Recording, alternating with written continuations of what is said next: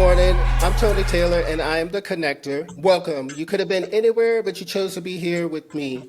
Today, I have two great, amazing guests, one via Zoom and one in studio. In studio, I have Ryan Weiderhold with Guild Mortgage. Hello, hello.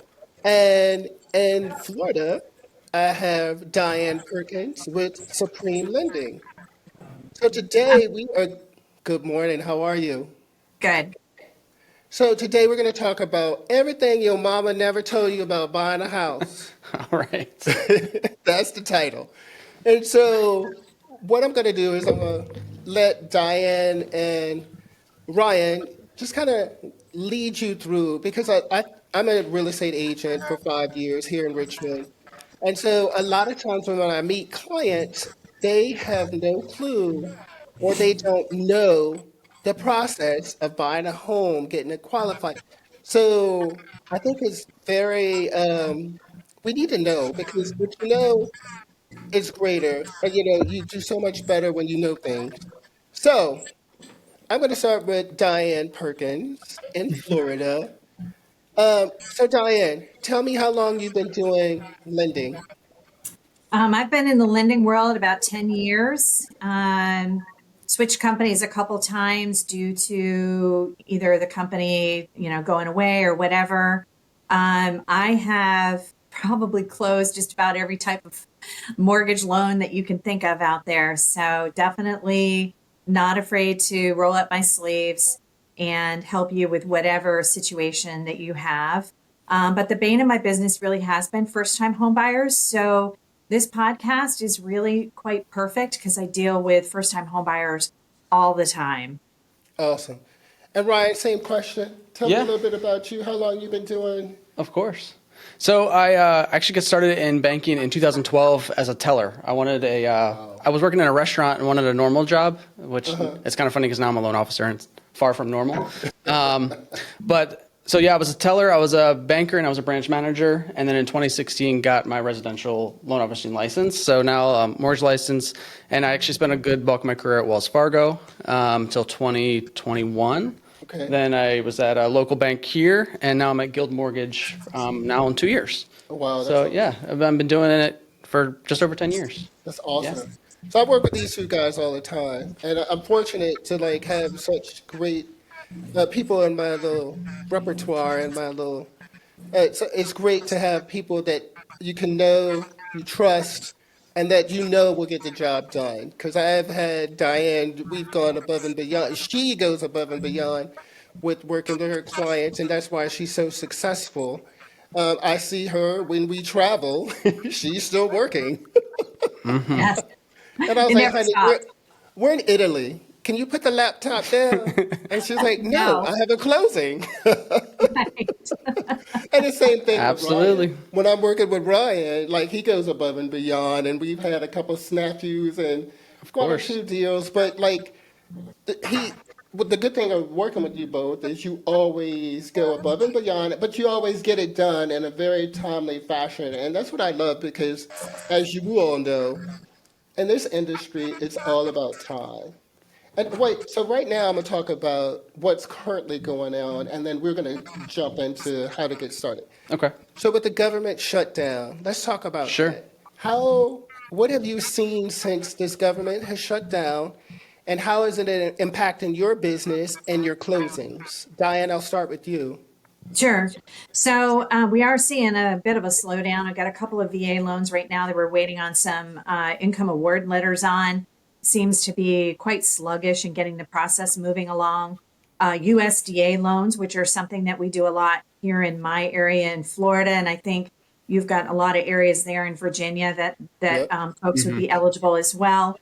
Those are not closing right now. You can start a USDA loan, but just beware that it's probably not going to close on time because it's just not happening. All the other types of loans, though, right now we are closing them. Okay. Same question, Ryan. Yeah. So here, I mean, obviously, same factors for us. The only USDA is not closing. USDA works a little differently. They actually review an entire loan package, and Okay. those people aren't working. So that's not happening. Yeah, VA, if there's any human element that needs to be involved, so a lot of the VA process can be automated, but every once in a while we have to get something from someone at the VA, or there's a human element that's kind of stopped. But here in Virginia, we also deal with a lot of government employees. So many of these people we're experiencing now furloughs. We're not sure if they're working. So there has been some concern about, are they going to go back to work? Are they going to be laid off? So those closings, I'm actually fortunate. I haven't experienced it yet, but I have people in my branch that are actually based up in Nova. They are dealing with people that are currently furloughed.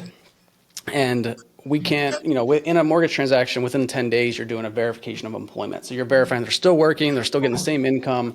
And right now we can't get those verifications. They're just impossible to complete. So they're working with loan investors to try to find workarounds. But as of this moment, we don't have it. So those people can't close until we know that their job is not gone. Obviously for their own protection, but also the lender has to make sure you meet the loan requirements. So it's interesting times, and it needs to come to an end. That's for sure. Agreed. Yeah, because especially a first-time home buyer, we're going to get into that in a second, but you're excited, you want to get this loan closed, and then all of a sudden, boom, you're at a dead standstill, and nothing is moving forward, backwards. You're just like sitting there doing nothing. So we're going to talk about right now first-time home buyers and what is qualified as a first-time home buyer? Because I know people think, if you haven't bought a house before, you're a first-time home buyer, which you are. But also, you can correct me if I'm wrong. You can also become a first-time home buyer after a certain period of time of having closed on the loan prior. So let's talk about that, Dianne. First-time home buyer. Sure. So a first-time home buyer is usually classified as anyone who hasn't owned a home in the last 3 years. If we're going to be utilizing down payment assistance, that's one of the factors that they're going to be looking at. When you're utilizing down payment assistance, we're looking at income to qualify. There's usually some caps on that. And then, of course, they can't have owned a home for 3 years. Those are the two biggest factors in down payment assistance, really, is income and whether they've owned a home recently or not. First-time home buyers, there's a big misconception with buying a home for some folks that they think that they have to have 20% down to buy a home. It's just not true. We have programs with, 0 down payment, 3% down payment, 1% down payment. It's all over the place. So that's where it's really good to discuss it with a experienced loan officer to figure out your particular situation, to determine whether or not what program, you're going to qualify. And it may be several programs, and we can talk about the pros and cons of each of those so that you can make an educated decision. Okay. Absolutely. Ryan, anything else on first-time home buyers? No, I would say just specific to Virginia, we use Virginia Housing quite a bit. It's a state program. One thing that they rolled out and that a lot of people are still unsure of is they still offer 100% financing programs for the repeat buyers. So you can actually be buying your next house, move up house, and still be able to tap into Virginia housing programs. Wow. And a lot of people aren't aware of that. There's also loan officers that aren't educated enough. So that's why it really matters working with a loan officer that is experienced in that first-time homebuyer space, or just low down payment option space. Because you might have that repeat buyer that isn't making a bunch of money from the sale of their house. There's something that happened, and they need another program to tap into that's similar to that. Yeah. And it does exist. So there's just people aren't aware. They think, my second house, I got to put 20% down. Yeah. No, not at all.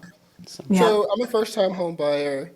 What do I need to do to get approved or to get qualified? I'll start with you, Ryan. Well, I've never owned a home before. I'm green. I don't know anything about buying a home. Okay. Let's enlighten the audience of what they need to do. Because I see so many people that come to my open houses or that contact me as a real estate agent, but they have no clue where they need to start. Honestly, the first step is if they go into an open house and they talk to you, is getting right back to a loan officer. The first thing you need to do in any of it is they need to know their money. They need to know the finances. You need to know your buying power. So, right? So many people go out searching for homes and then they talk to a realtor. And while that feels like the right process, it's really the lender should be the first step of the process. Yeah, I just had that You know, happen. it actually saves everyone time, energy, money to be talking with the lender to know what you can afford. Yeah. But pre-approval is the first step for not just for any buyer, but especially first-time home buyer that's never done it before. Yeah. You know, we need to know what your income looks like. We need to know about your employment history. You know, if you just started working, that could be an issue. We have to learn about why you just started working. We also need to know what kind of assets you have. Yeah. Many first-time home buyers are going to receive a gift. While there's certain programs where a certain amount of gift can be capped. There's just different things that we need to know about, Yeah. and have a very detailed, tell me everything conversation. Yeah. As your lender, I get to know more than you probably want to share, but Yeah. it's just the name of the game, right? I get to learn all about you, and it's really to make sure that we're doing the right for you.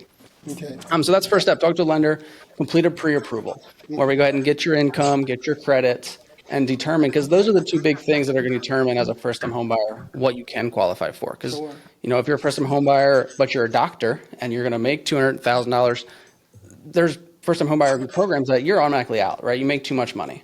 Oh, really? Absolutely. There's income calculations based on where you're going to purchase, Okay. based on the median income in that area. Yeah. So you might be making too much money. Well, then we need to talk about other low down payment options.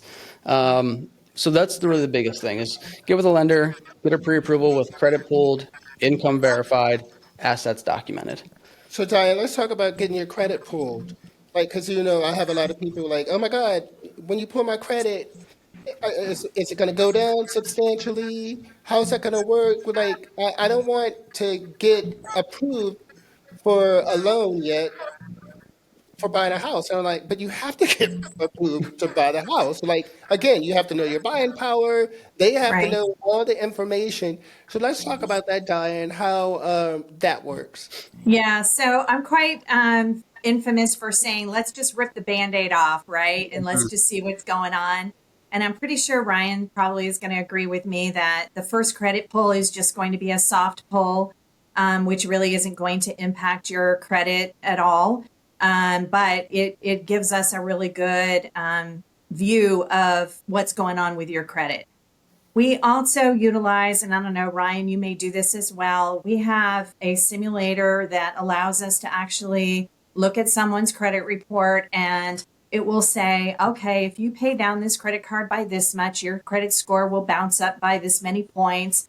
Or if you pay off this collection, or you had a late payment, we need to wait a little while to get your credit score to bounce up. We can do all of that. So I tell a first time home buyer, or really any buyer, let's start with the credit report.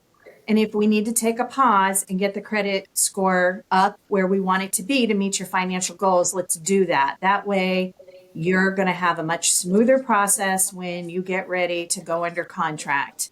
And people really love those reports. And the folks that are really serious about buying a home, they're going to stay engaged with me as the lender because I see it all the time, and they will successfully buy a house. Now, what do you say to those who, correct me if I'm wrong, it's like after you do the initial pull, the buyer has 30 days to, I know you guys probably don't want to hear this, but the buyer has 30 days to like search, Shop? shop around. Sure.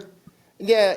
So how do you feel about other, when agents such as myself, because I do it sometimes, because again, when I get into a contract with, they sign an agency agree with me, I like to empower my client by telling them everything. And then I give them the choice. It's their choice what home they buy, what lender they use. And so how do you feel about me telling the buyer that, hey, you can shop around. Ryan might have a better rate than Diane, or Diane might have better loan terms. How do you both feel about that? Or is it a kind of gray area? Well, I think Brian would probably agree with me. We prefer that people be kind of loyal to us because we're Yeah. going to put a lot of work into, helping them get across the finish line, if you will. So it would be a good idea if they didn't bounce around. But I get what we call a rescue loan. I get those all the time. People that their lender is stop communicating with them, or it's a kind of a switch and bait situation where up front the lender said, "Oh, I can do this for you," and then it turned out not to be true.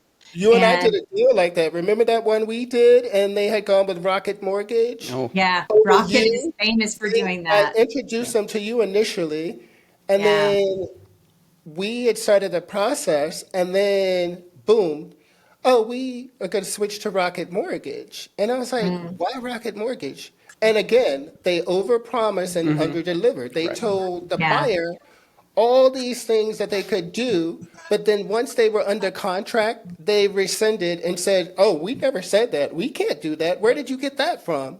And Yeah. he was like, and then in the end, he ended up switching back to you because he got screwed on with using another lender. Yeah. So that's I think people really like the idea of starting or doing their loan process over the internet with someone that they've never really met or maybe don't talk to a whole lot because it feels somehow safe and they want to believe everything that they see on the internet, but it's really much better for you to get with a lender who's number one going to communicate with you. If they've stopped communicating with you, there's probably something wrong. Either they've realized, oops, I just gave them information that I can't deliver on, right? Or something's gone sideways with your loan and they really don't want to talk about it. I prefer to have those conversations, whether it's good or ugly, because maybe between all of us, we can put our heads together and come up with a solution. So, if you check out my review rating, it's a 5 star, and people talk about how smooth I made the process for them. My communication was spot on, and they just loved working with my team. So, and it's consistent. All of my reviews pretty much say the same thing. yeah. Ryan, sounds like you work kind of the same way. Um, yeah, Rocket Mortgage. I mean, I won't say that all their deals are like that. There's some people that use them and they have a great experience. But I did have buyers that they had worked with me twice. I helped them with the construction of their home, helped them with a refinance during that COVID period where the rates were ridiculously low. And then Rocket Mortgage was sending them all kinds of materials about all these things they could do for them. And guess what? They over promised and under delivered. Yeah. And these folks called me and said, Dianne, what's going on? Why are they Well, doing this? And I said, well, first of all, you should have called me first, Right. but that's okay. We're going to fix it. And we yeah. did. And I got them a phenomenal interest rate, got them more money than they were expecting. The appraisal came in way over what we were expecting. Like it was just a great experience for them. For the third time, I made it a good experience. So, Yeah. um, yeah, Let's I talk mean, about let's talk about gifts. Because if you have a first-time home buyer or and their parents want to help them out, Ryan, how do we handle gifts? Or when can they get a gift? So you can get a gift anytime. I would say the preferred process to get a gift is going to be during the loan process, right? So we have to document where the money comes from, but there's a simplified process, Okay. or there's the kind of the hard pain in the ass process. Okay. Really just has to be how the money flows. So I coach my borrowers, oh, you're going to get a gift. Great. Here's a gift letter. We're going to fill this gift letter out. Let's say it's $10,000. Mom and dad are going to provide it. We need to know the account it's in, and they're going to sign and date, their relationship, etc. Then when we get closer to closing, we're actually going to have you, mom and dad, wire that gift money straight to the settlement company, right? So Oh. we're not So actually the going gift money does never go to their we're not actually going to have put it right in their account. And the reason why we don't want to put it right in their account is it just opens up now we have to track, right? So now I need to see it leaving mom and dad's account. I need to get an updated transaction history from son and daughter, whoever is receiving the money, and then seeing it leave and being available for closing. Yeah. Right. So it just adds an extra layer that, Sure. based on loan guidelines, isn't necessarily required. Now, there could be some situations where that's not allowed. It can't go straight to settlement and it has to go to the person's account. That's possible. It's rare now. It used to be that had to be the process. That's not necessarily the case anymore. We have it sent straight to settlement, and then we receive what's called a wire confirmation. And as long as that wire confirmation says mom and dad's name and the same last four of the account number that we had on the gift letter, it all makes sense. It came from the same person, same account. No questions asked, we're good. And we don't have to keep following the money. Because as she'll probably tell you, anytime we get a new transaction history or a new bank statement, it unlocks something new that we could ask about. All of a sudden, there's a payment coming out that we didn't see on the credit report. Well, now an underwriter has to ask, well, what's this large payment that you just made, right? Did you open new debt? It could be nothing, but it could just cause questions, right? So our job as loan officers is to meet the loan program, but to do it in such a simplified process for our clients that they don't have to deal with that stuff. And if we know we don't necessarily need to make you jump through those hoops, I'm not going to make you do it. Yeah. You know, it's harder for you, it's harder for me. I want it to be simple. All right, we talked a little bit about money. So while we're talking about money, let's talk about jobs, because I've had this happen to me in a transaction where I was representing the seller, and I had a nurse who was buying her property. In the middle of our transaction, she decided to switch jobs. So her agent calls me to say, "Hey, Tony, how are you?" And I was like, "Great." And she's like, "Not so well. I've had better days." And I was like, "Oh, shit, what's going on?" And she's like, "My client switched jobs, so now she's no longer eligible to buy the house because now she's new employment." And this is right when I first started real estate 5 years ago. And it was like, okay, what do we do now? And so I called and they were like, "We just have to get another contract." Like, if we had to let her out of the contract because she was now not eligible for a loan because she switched jobs. So let's talk about that, switching jobs. Or I've also had clients that wanted to go out and buy a new damn car, something in the middle of a transaction. Like, and these are things that when you don't know, correct? Right. Like, Yeah. you don't know not to go and put $8,000 down payment on a new car, but it all ties back into your money. So let's talk about that, Sure. Diane. Like, have you had that experience before? So my question on your nurse is, was she still in the same line of work? She was in the same line of work, but she I think you told me about this. She went She- 1099. but she was a travel nurse. She went to travel Okay. nursing because this was Yeah. during the pandemic. So she was getting, I think, $12,000 a month as a travel nurse, as opposed to like $3,000, $4,000 a month with her regular salary here in the hospital. And so, yeah, that's when Yeah. she no longer qualified. She's Right, because we self-employed. have to have a 2-year history of her being in that 1099 position. So if she had taken a nursing position with another company and it was still on a W-2, that would not have been an issue because it's the same line of work. But because, yeah, she went to travel nursing, and a lot of them like to do that because they will make a whole lot more money. But don't do that in the middle of a loan process. And I've had that conversation. Ryan's probably had that conversation with Oh, nurses absolutely. who have said, "Hey, I really want to do this." And I'll be like, "Okay, well, wait until we close, please." Yes. And then do whatever you want. Exactly. Yep. Yeah. Yeah. So don't make any big life changes without consulting your lender first, because you go out and buy that Mercedes, you may be killing the deal because now your debt to income ratio is too high and you no longer qualify for the loan. So make sure, and I have that conversation with buyers right up front. Please inform me of any changes that you're going to make in advance so we can talk about it and make sure that it's not going to hurt you. Ryan, is there a certain number? She mentioned debt to income. Is there a certain number that you want to stick around? Well, so it all depends on loan program. Okay. But I mean, I would say generally we would call your back end ratio. So what that means, that's going to be all your debts plus the new expected housing payment combined into one. And then we're going to get a percentage, right? We're just essentially simple math. We're going to divide your debts by your income and we get a percentage of that. Okay. We really need to be 50% or less, right? 49.99% or less is usually pretty fair game. But there are different programs that require that number to be lower. There are FHA loans that may allow it to go higher. But if we stay under there, that's a pretty safe bet that we're going to be able to get you qualified. Okay. But yeah, that's the biggest thing there is don't change your life. So as I always tell people, life happens. You know, your car dies and you might have to get a new one. Let's have that conversation first.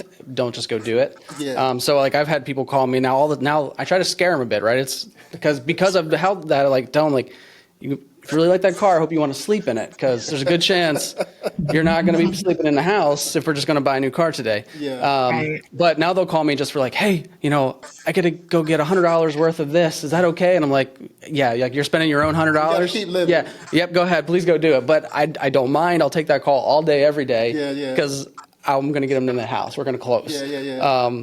So a little bit of fear kind of goes my way in that situation. Just scare you a little bit. So what I want to do now is talk about the different loan products, because there's like 5 I know of, like cash, conventional, FHA, USDA, and VA. So let's start with, well, we all know cash, right? But how does that impact a sale? Is it still that old adage that cash is king, Diane? Cash is not king in our business, not if you're taking out lending. I mean, I just had a conversation with a lady last week in New York, and she says, well, I've got $20,000 saved. Okay, which bank do you keep that in? Oh, well, I have it in a safe. I'm like, okay, so you have $20,000 mattress money. That isn't going to work. Nope. You Yeah, need yeah. to pull it out of the mattress. First of all, And I'll say, do you know somebody who can give you a gift, right? We can kind of do a workaround, somebody that can give them a gift, and could get she that approach money. them the cash and they would give her the gift? Is that legal? Well, give them the cash after closing. I don't care. I mean, a gift has to After closing. be, the letter has to be signed as they are not responsible for giving that money back. It is literally a gift. They're Oh, okay. saying, giving it to you, you don't owe me anything.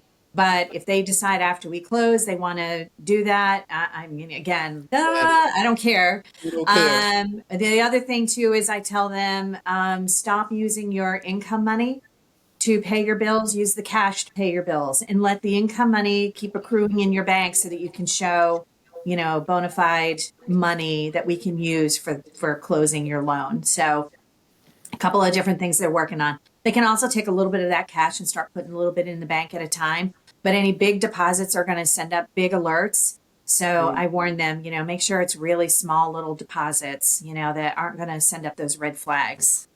But And no, cash isn't king. how long does that money have to be in the account, Ryan? So you got to season your funds. So typically Season, like season. paprika? Yeah, that's right. Make it taste right. So we got to season it. So they got to sit there long enough. Ginger. 2 statement cycles. So typically 60 days, but 2 statement cycles. So we want to see it there. So if you've got $40,000 and you throw it in an account, and then you come talk to me 2 statement cycles later, and we get up, we're not going to ask about it. We're not going to see it. Yeah. But if we see in those last 60 days that money get deposited, we got to ask, what is Yeah, it? Where'd it come right. from? Make it make sense. And then a lot of times it's that I got mattress money, right? One of my first transactions, the lady who told me, she's like, I keep it in the cut. And I'm like, what does that mean? And she sent me a picture. She literally had a cut in her mattress, and she stashed cash in there. She keeps it in the cut. And I was like, I learned something. I And the learned cut something means new. something else. She's in like, the I got my cut money. I'm like, what? I don't That's think that's funny. legal. That doesn't sound right. But she keeps it in the cut. And I was like, well, then Yeah. in 60 days, you go put that in the bank, and then you come yeah. talk to me. We'll get you into a loan, but not right now. Yeah. All right, Right. now let's talk about conventional. And then I guess my question, I'm going to go through all of them that I know of. And then I guess we can determine who qualifies for what and when is the best time to have a conventional over a VA or a USDA. So we'll talk about that first. So let's delve into a conventional loan and is what the criteria is for a conventional loan, Diane. So for a first-time home buyer, you could get a conventional loan for as little as 3% down if you go with a Home Ready program. Credit scores, you're going to want those to be a little bit higher to make sure that we're going to get you qualified with desktop underwriting. So if you can be above like a 660, that really would be ideal. Not only that, but it's going to get you a better interest rate. But it's a good program. And is that still true with I'm sure, the higher your credit score, the better your loan terms?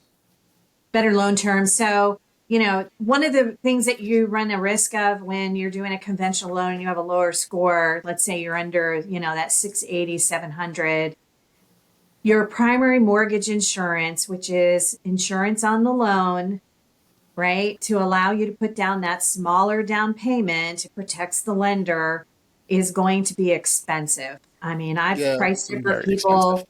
Yeah, very expensive. So usually I'll price it because the borrower will say, I really want to go conventional. Okay, well, let's look at it.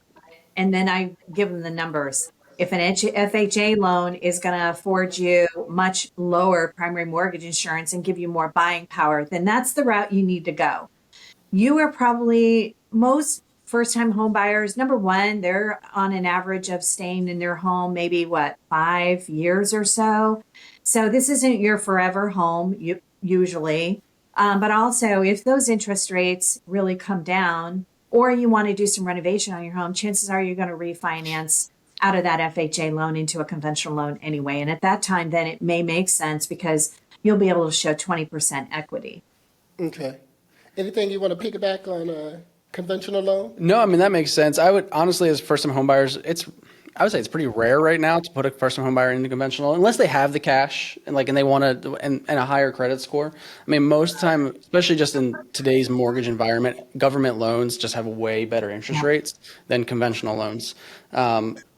And the mortgage insurance isn't necessarily based on your credit score; it's just a flat percentage of the loan amount that you're being charged. So 95% of the clients that are first-time home buyers, FHA or a government product is more than likely going to be what makes sense. Unless Yeah. for some reason the house they absolutely want to be in just can't go FHA or something like that situation. But I would say that's really the only thing I would have And to add to that that. mortgage insurance, the PMI, that's rolled into your monthly payment, correct? It is, yeah.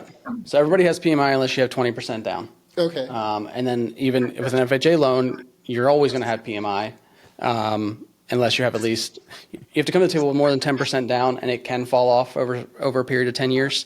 But most people refinance or sell in that time anyway. So essentially, you're always going to have PMI unless you put 20% down. Okay. And, All right, and I'll just jump in on that, unless it's a VA loan. VA, yeah, yeah. USDA, it's a little bit different. But yeah, absolutely. Yeah. yeah. So let's jump into FHA. Like, what does that entail? What does that look like for a buyer? That's one of the easiest loans to get. I mean, really, of all of them, it's going to be the most forgiving on the debt to income ratios. It's going to have a better fixed primary mortgage insurance premium. It's going to allow you to just put 3.5% down. So, and the interest rates are going to be really good. Government loans have a better interest rate than your conventional loan. So that is also a really good reason for first-time home buyers to use an FHA loan. Absolutely. Like, Yeah. and- Yeah, no, I totally agree with that. I mean, a good chunk of my first time buyer business is all FHA business right now. Okay. And also there tends to be more down payment assistance or more programs that go with FHA financing, a little Okay. bit easier than conventional financing. So it just opens up more doors for people. And we're talking about- And credit score. So, FHA actually technically allows a 500 credit score. There's pretty much no lenders out there that will go that low. Yeah. That's pretty low. So at Guild Mortgage, we go to a 540 credit score. And even that, it doesn't mean somebody with a 540 credit score doesn't mean you're going to get approved for financing. It just means because of your number, we're not going to just tell you no, right? We got to look into more details. Maybe life happened to you, you went through a messy divorce, but you haven't missed a bunch of payments in the last 12 months. There's other things that can be compensating factors. You also have to have some cash into the game. So if you're lower than 580 on an FHA loan, you have to at least have 10% down, Okay. right? You have to at least be a 580 or higher to do the low down payment, 3.5%. But it's just way more forgiving when it comes to credit and comes to debt. Yeah. They want to get you into that home. All right, let's talk about a VA loan. Sure. For our veterans. Yeah, I do a lot of VA loans here in Virginia. Obviously, there's one of the largest veteran markets in the country is here. A lot of military in Virginia. Right here. Right, yeah, a lot of military here. It's always the superior loan. There's very, very little reason that you wouldn't want to use your VA benefit, and you wouldn't want to use it again and again and again. Right. I'm gonna stop you right there Sure. for a second, and then we'll resume. So when I bought my first house, I don't know if you don't know what you don't know. So I remember Debbie and they were saying it would be better to use the FHA over the VA. So when would there be a time to use a FHA over VA? Diane? I don't really know of any. I mean, I really I can't encourage think of one. veterans to use Yeah, I think all veterans should use their benefits. I mean, it is a wonderful loan program that allows you to put literally no money down. You're not going to pay any of that primary mortgage insurance, and the interest rates are going to be phenomenal. I actually have a borrower right now. She's 100% disabled, so she will not have to pay property taxes in our county. So I'm able to keep that out of the equation. She wanted to buy down her rate a little bit. She's at 5.99%, which is, I think, a phenomenal interest rate. She has no down payment, no PMI. I mean, it is just, to me, it's a no brainer. If you have it, you earned it, you need to use it. Yeah, I can't think of any reason that it would tell you to do that. That makes no sense Yeah, I to don't me at all. know. It was like it was our first house, and they were like, "Oh no, you want to use." Because you would have financed mortgage insurance and paid for it monthly. I mean, really, there's, I yeah, got Yeah, screwed. yeah, for sure. You you did. did. You But did. again, that's why I wanted to do this podcast because what you don't know, like I said earlier, you don't know, and you build a rapport and you trust your lender. And I guess there was a time where I just trusted her, and Debbie and I decided to go. We Yeah. had that was our first house. We had never bought before, so it was like, okay, we'll do it.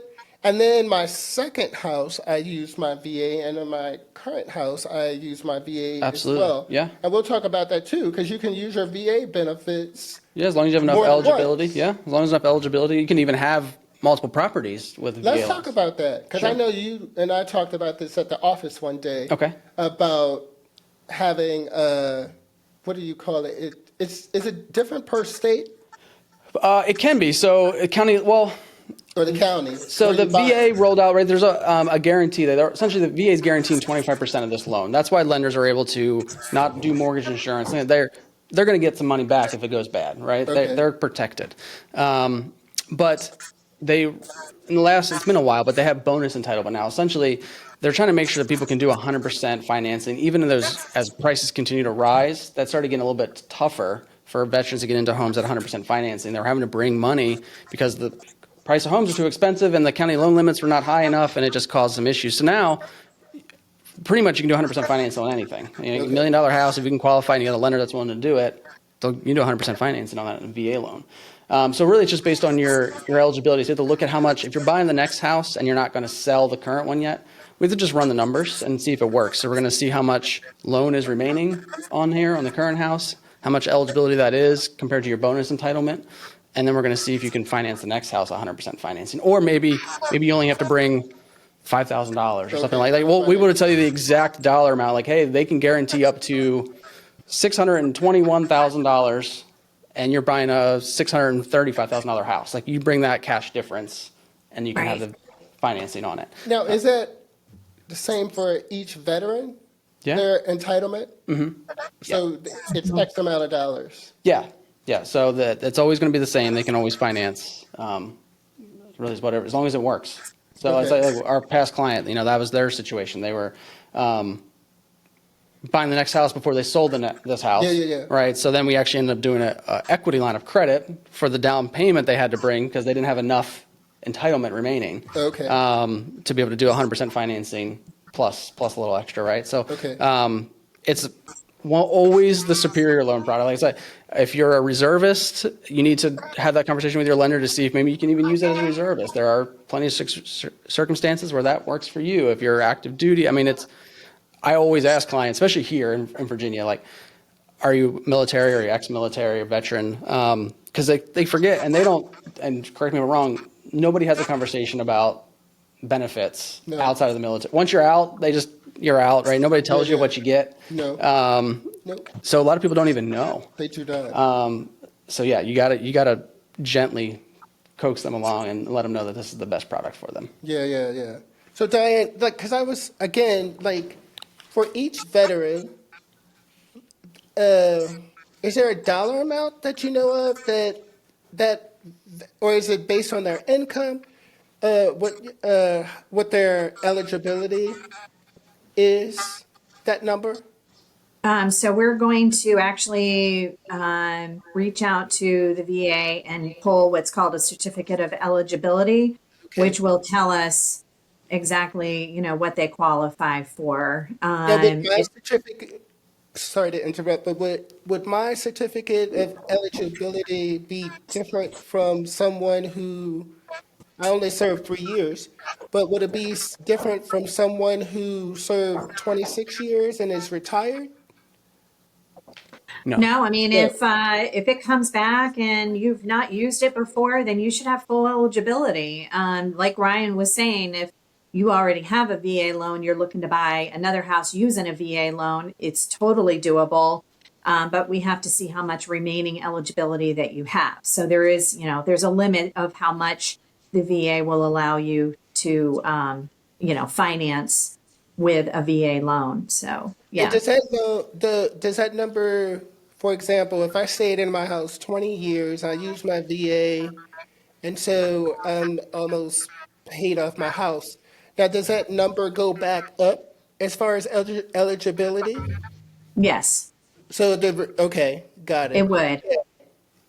Yeah. I just wanted our viewers to know because, again, what you don't know, you don't know. And some people think you can only use your VA one time. Right. And then after you use your VA, it's done. But I've used mine 2 times already and I'll use it again. But yeah, so let's go to USDA, Diane, and talk to me about a USDA. So USDA can be a little more challenging to qualify for because their back end debt to income ratio, you cannot go over 43%. And with home prices having risen like they have, if you don't have amazing income, then, that can be a challenge. Now, with USDA, there's a few different ways that you have to qualify. So there's some more hurdles you have to jump through or jump over. One is the property has to be in an eligible area, and your lender can very easily look that up for you. They'll put the address in, and it will tell them yes, it's eligible, no, it's not. The other way that you have to qualify is with your income. There are income caps on USDA, so you need to run all the numbers, and they are going to look at income of everyone in the household. So if the husband's the only one that's going to be on the loan, it doesn't matter to USDA. They're also going to look at the wife's income. They might even look at one of the teenagers in the Really? home Hmm. that has a Absolutely. part-time Household job. income. So it's Household total income. household. So Correct. even if the, because I have plenty of times have had search circumstances where the one of the spouses opted out and didn't want to be on you know, the loan process on the loan, but Mhm. at the end they'll be added to the deed Sure. at closing.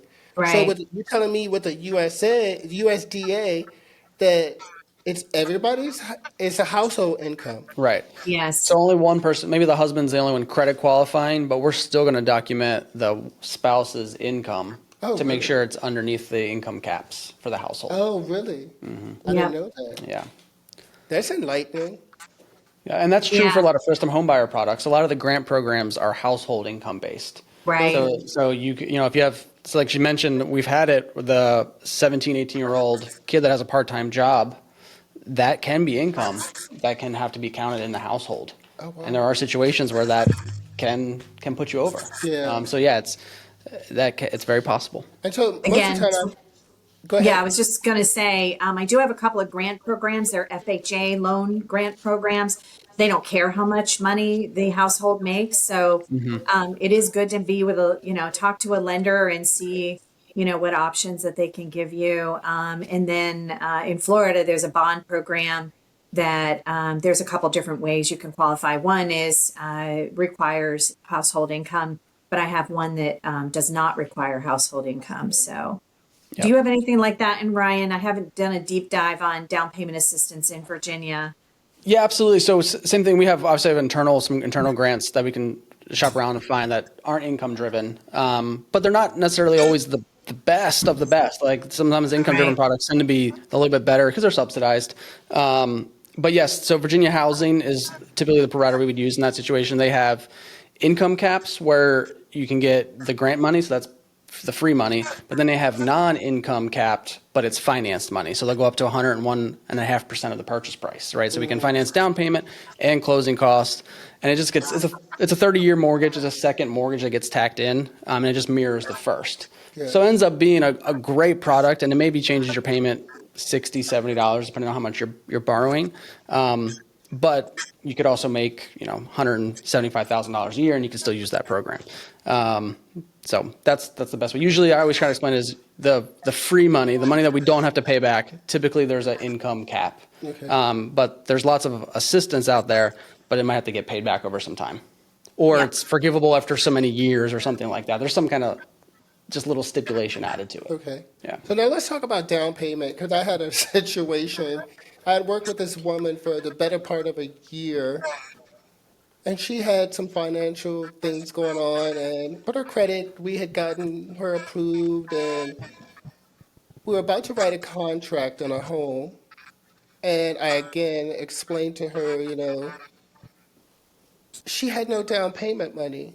She thought that she didn't have to have a down payment. She was like, no, it's just like, I don't have a down. And I was like, so let's talk about the damn down payment. You always have a down payment. I don't know when you don't have a down payment. Even it's the VA, VA, VA loan, just the VA. USDA. USDA. Okay. So let's Well, talk about down payment, Diane. Like, yeah. So tell me. when I'm talking to a borrower, and Ryan, I don't know what you're seeing right now for folks that are coming in, but I get a lot of them who are like, I'll say, okay, well, tell me about your savings. What do who do you bank with, and what do you have in the bank? I have $100 in my checking account and $50 in my savings. Okay, where is the down payment coming from? Sometimes they know, maybe it's a gift, but a lot of times they have no idea, and they think that they're going to buy a house with no money. So then we talk about down payment assistance, but I always have the conversation with them. The expectation, let's say I can get you down payment assistance, and let's say the seller is willing to contribute towards your closing costs, which they can. On a conventional, it's 3%. On a VA, it's 4%. FHA, it's 6% of the sales price, right? So that can help offset some of the costs.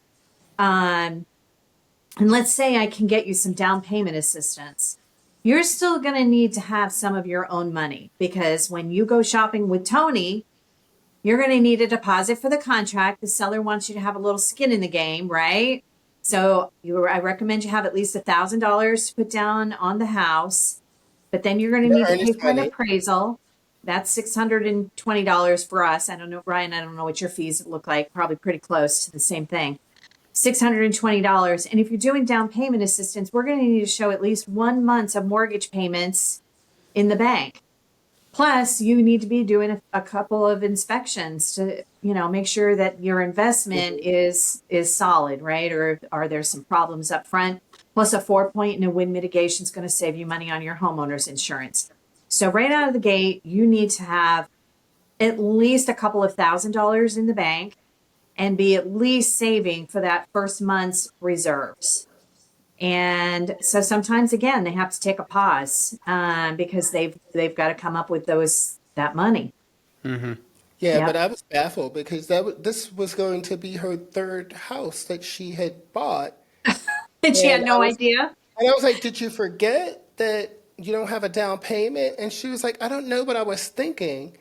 And then, long story short, like I said, I'd spent a year with her, and then she called me and said, and we're in a contract. She has an agency agreement with me, and she calls me to say, "Hey, I just put a contract on a house with another agent."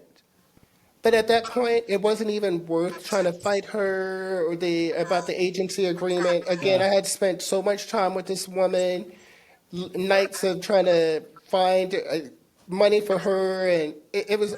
So I just let her out of the contract. But it was like, how do you not know? But again, what you don't know, you don't know. But it was her third house. Right, right. So I was Well, like I mean, I'm baffled. pretty sure if she had been working with Ryan or we would have said, Tony, hey, this lady only has a couple $100s in the bank, and she's not sure where she's coming up with that down payment. Because I'm Yeah. not sending a realtor shopping unless I feel like you're ready to go under contract Right. and we're going to be successful getting Yeah. you into that home.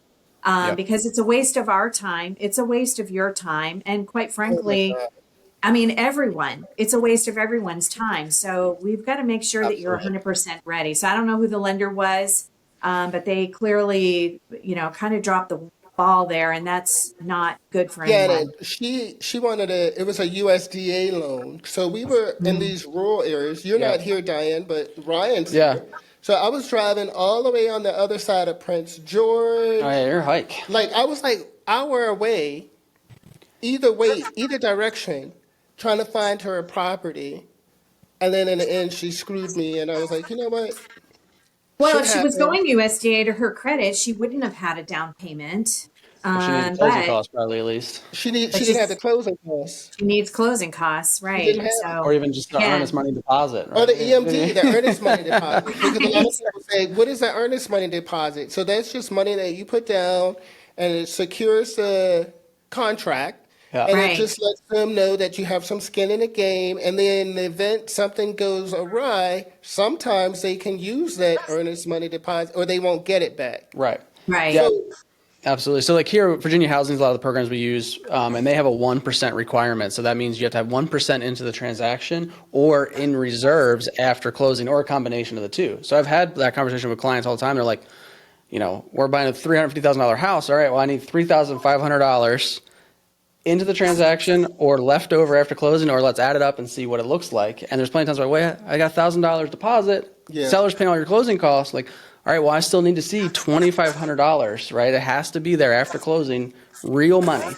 And it can be retirement, it can be things like that. But people start thinking, oh man, I didn't know about that. It's like, well, you're not quite yeah, ready yeah. yet, right? It's like, how quickly can we get you to that, have that reserve requirement? Because to our point, like, I'm not going to send you out under contract, and then we're going to get 5 days from closing, and they're like, I don't have the money yet. We're like, well, you can't close, right? Yeah. We're not going to do this deal. Yeah. And it's a hard conversation because they're like, well, I don't need it to buy the house, but the investor wants you to have, right? Us as a lender, we want you to have a little bit of cash to fall back onto. It's very Right. common. These people doing 100% financing. Well, 6 months later, HVAC system fails, Yeah, right? yeah. That's a $7,000 fix. So what are you going to do? Yeah. They want you to Yeah. have that money for your own success. Yeah, yeah. After And you buy the house. that was in the beginning of my career. So that probably was like 4 years ago. I had been doing real estate about a year. So, but I've learned Yep. as an agent, I stay in my lane. I don't talk to my clients about financing. I don't talk to my clients about lending. We appreciate that. I Yes. refer them to Diane. You know, I've called you plenty of times. Diane, you know, I've called you as well and said, hey, you need to have a conversation with whomever and let them know about this, or they're asking me about this, but I'm not going to go outside of my level of comfort because, sometimes it'll come back to bite you in the ass. If I say something, then they'll say, Tony said, Right. and then you as the lender was like, that's not true. I don't know why Tony said that. Right. So to Yeah. protect cover my ass, I stay in my lane. And again, like you said, that lender that I don't use him anymore, but it, I guess he just, I don't know what he was thinking or why he I sent don't her know. out shopping and not know, and he knew her finances, but so we're running out of time, but I wanted to talk about grants and loans real quick. Who can qualify? Is there a money stipulation to grants and loans? Because a lot of times, especially as a first-time home buyer, you need closing costs help or down payment assistance. So, what are the loans out there, Diane, So there are for down down payment payment. assistance? Yeah, down payment assistance. There are grants and there are bond programs. Bond programs are not forgivable. Okay. If you have a second lien on your house and it's a bond program, you're going to have to repay that money at some point, usually at the same amount that you used in the beginning to acquire the house. So if it's $10,000, it sits as a second lien. Now you've decided you want to refinance or you're going to sell that home. Out of the proceeds, you're going to pay back that same $10,000. Okay. Um, Sometimes it's a percentage. And if it's an FHA, you're going to get anywhere from 3.5% to 5% with a couple of the programs that I have. That money, if it's a 3.5%, obviously that's only going to cover your down payment. But if you're doing the 5% grant program, then it can cover your down payment and a little bit of your closing costs. Those are forgivable. Okay, it's going to be forgivable 100% after 5 years of you having that mortgage and you've made every payment on time. If you make a late payment, it's going to no longer be forgivable. Okay, you're going to have to pay that money back. So it's going to be really important that you make those mortgage payments on time.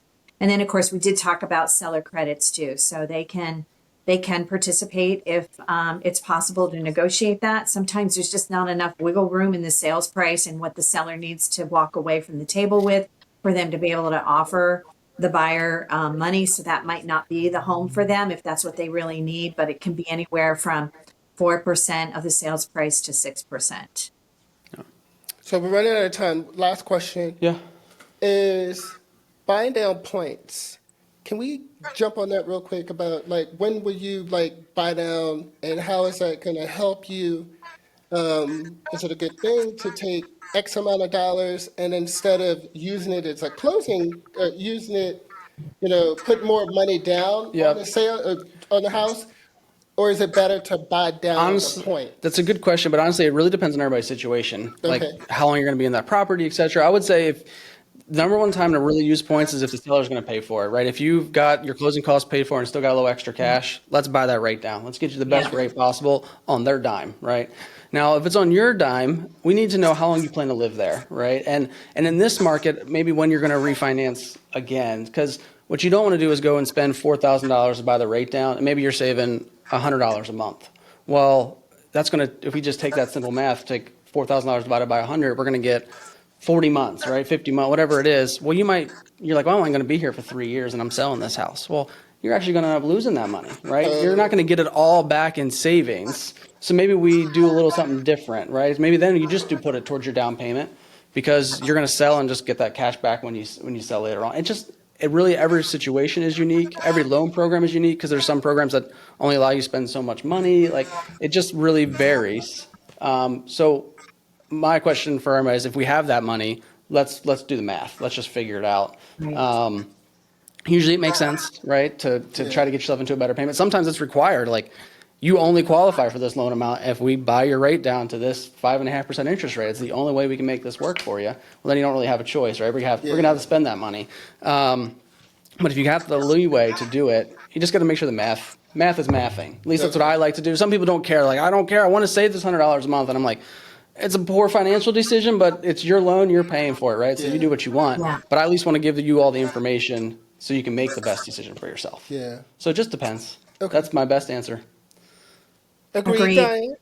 Yeah. I do agree. Yes, I always do the 36-month math. And then and then we talk about again, how long do you think you're going to live in this home? If you're going to live here a long time and you don't think you're going to refinance, then maybe it does make sense. But if you're going to lose money, then, don't do it. But have that conversation with your lender. Yeah. They're going to be able to help you through it. So Diane, tell people how they can get a hold of you. Where are you? I am at 352-464-0719. You can text or call me. Or my email, Dianne with 2 N's, DIANNE .Perkins, PERKINS @supremelending.com. Look me up on the internet. I'm there. She's awesome too. Ryan? Yeah, so I'm Ryan Weiderhold. I'm with Guild Mortgage. I would say my last name's awful last name, so but rweiderhold at guildmortgage.net. So, but phone number, call, text me, Google me. It's easy to find me that way. But 804-814-1001 or call Tony. He can connect me. Yeah, call Tony. He'll connect us. I am the Call connector. Tony. But yeah, primarily doing all my work here in Virginia and the Richmond area. I can obviously go out into other states that I'm licensed in, but I'm primarily working with clients here in Virginia. Yeah, Diane is actually in Florida, but she has her license here in Virginia, so that's why I get to Virginia work and with her. Georgia. Yeah. Oh, So I'm in Georgia. 3 states. Yeah. Okay, Yep. Nice. awesome. Well, this has, I think, been very enlightening for first-time home buyers or anybody that's looking to buy a home because, again, you don't know what you don't know, Right. and I'm trying to tell you what your mama never told you, what your daddy never told you. Like growing up, these are conversations that I never had with my parents about lending and about buying a house and what it all entailed. And so this was awesome. Cool. Thank you so much, Dianne Murray Perkins, for being here. Thank you And for having me. Thanks, Tony. Thank you, Ryan Weiderhold. I love saying that. Weiderhold. My German comes out. Yeah. Am I German? Is that your hat? Is that a German hat? That's my German hat. There you go. Pretzel, strudel, Too much. the gates. I'm Tony Taylor. I'm the connector. You could have been anywhere else, but you're right here with us. Until the next time, stay connected. Thanks. We're out.